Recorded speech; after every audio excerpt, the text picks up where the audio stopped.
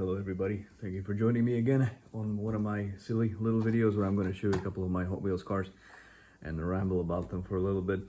Now this time, unlike in a bunch of the previous videos, I don't actually have any new models to show you, nothing that I've picked up because I actually haven't been to any of the stores. I was thinking about going today, but I honestly just didn't find the time to go. But maybe tomorrow, maybe the next day, the weekend's coming up, maybe they have a whole new shipment or something, so maybe I'll get lucky. I've been seeing a whole lot of models that I haven't seen as of yet, so yeah, who knows, maybe I'll find something new in the bins. But right now I decided to open one of my Asian boxes and show you a couple of cars that I had collected there. Now I have never seen a Proton Saga before. I did see a couple of Protons before. I think it's something, I think these cars are based on the old Rovers or the old MGs. I think it's the Rover, honestly. I'm just like really not sure because I don't really know a whole lot about these cars.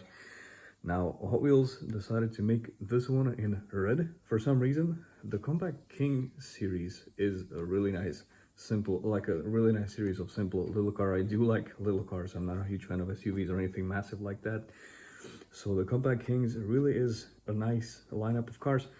And yeah, as I was saying before, this one first, as far as I'm aware, first it came out in the red, and right now I'm seeing a whole bunch of these in white still all over the bins. I guess this is not really something that the kids who go collect Hot Wheels cars are really attracted to, because it just looks like the definition of a car. Honestly, it looks as simple as it gets. Really, I mean, personally, I do like the design. Honestly, like I said before, I've never seen it before, like in real life, but I do like the design. I like the simplicity of it. I wonder what kind of engines it came with, and I wonder what kind of stuff it has, like under the hood, and what kind of things it can do. Yeah, it looks like something that was made in the 80s. It doesn't tell me what year it's from, so I'm just gonna assume that it looks like a mid to late, maybe early 90s car. Late 80s, something like that. I genuinely have no idea. I would love to see this in real life, but I imagine there's not a whole lot of them going around in Europe, if there ever have been sold any in Europe in the first place. Now, for such a mainline, like for such a basic, simple mainline car, it does have some nice details. It's got the Proton logo in the front, it's got the Hot Wheels logo on the side, and the Saga emblem on the side as well. Not much going on in the back. Not even the exhaust is visible, or not much also going on in the back of the car or the bottom of the car either. But yeah, I would love to see this in real life with my own eyes, just for the simplicity's sake, and maybe to snap a picture and post it somewhere like on Instagram or whatever. Now, the second car that I picked out of the box is this Time Shifter, and oh, it's actually a treasure hunt. As I was looking at the car, I noticed that it says treasure hunt on the side over here. And I didn't realize that. I honestly wanted to pick one treasure hunt for this episode. It's this Tooligan over here, but I did not realize until now that this is also a treasure hunt. I think I still see a bunch of these, like the regular versions, in the bins. Or maybe I'm confusing it with something else, because it kind of reminds me of there's like a Time Attack version or something like that. And it looks really similar to this. This looks to be based on some kind of Nissan or Toyota pickup or something like that. It really reminds me of that Nissan Maxima that I took a look at in my previous video. I think it was the last video that I made, like the previous one from this.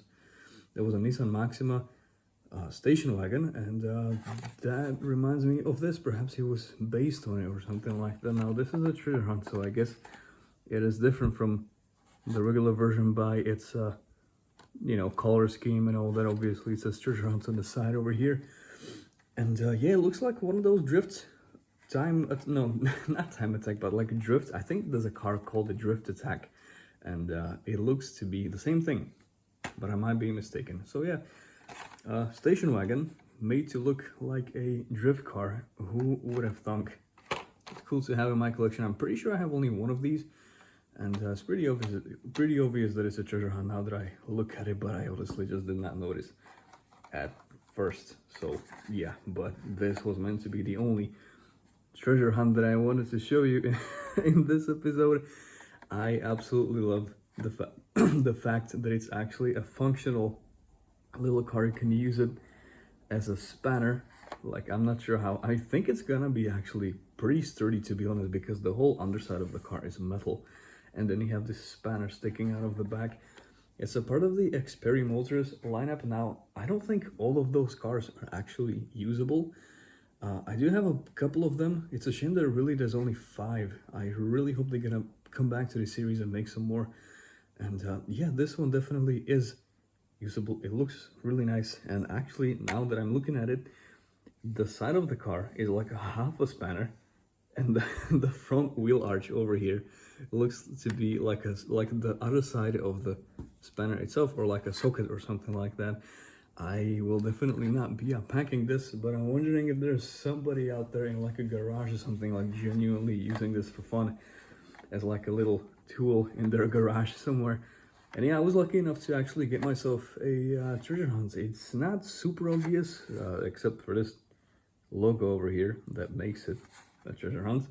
And one thing I personally really enjoy about this car is the color combination. I like this. I really like the purple wheels with the blue metallic rims on this 90s looking purple color of the body itself. It's just really aesthetically pleasing to me, to be honest. So yeah, second treasure hunt of the video. I actually do have a bunch of treasure hunts because I always try to keep a look out for them. And yeah, genuinely thought I'm gonna show you just one today, but I guess I showed you two. And the last one that I picked up is a Honda Civic Si. It doesn't say the year, but based on the front lights, I would say it is the facelift because they're kind of sharp. I actually still have a Civic myself. It's an EK4, but it's a hatchback, and it's got the 1.6 liter VTEC engine. It is extremely fun to drive, but I did not drive that car for like 8 years now. It's just sitting dusty in a garage. One day I'm gonna get to it, but I don't think that's gonna be anytime soon. So yeah, they did make Civics of this 6th generation. I think this is a facelift. It's the coupe version, obviously, with the second most powerful engine that they used to put in, because I believe the most powerful one was the Type R version, but I think those were only hatchbacks, not coupes. But the coupe definitely does look the coolest. And yeah, not a huge fan of the color combination here. The gold is interesting. I suppose the hood, the bonnet is supposed to be carbon. It actually kind of shows on the model itself. It sort of looks like a carbon hood. I really love the fact that they actually colored the interior red, because the Type R interiors are in fact red in the Civics, not like entirely like on this model, obviously. But yeah, I don't really like these rims with the red outline over here, but you know, it's just my little silly personal opinion on it. Either way, I really like seeing a 6th generation Civic as a all-wheels model, because I do have the car myself. As I said, I always wanted to try to own the coupe, but they always really clapped out, especially these days. They're all rusty, if they're not rusty, they are super expensive, and they are getting sort of more and more difficult to service because they're really old at this point, and you're not always gonna be lucky getting parts for those cars. So yeah, I'm just gonna keep my EK4 to myself for now and see how it goes in the future. It's not a Type R, it's not an SI, it's just an EK4, but it's a lot of fun to drive. So yeah, I hope one day I'm gonna get to it. So yeah, this was the last car that I wanted to show you. I would really appreciate it if you would drop a like, perhaps, if you like what I'm doing, because I would like to continue doing this, and maybe post a comment, ask me anything, or tell me if I said anything wrong, or your personal experience with any of the cars. Of course, only 2 of them are real. So yeah, let me know if you have any of these. I'll be happy to respond to any comments. So yeah, thank you for joining me, thank you for watching, and I'll talk to you another time.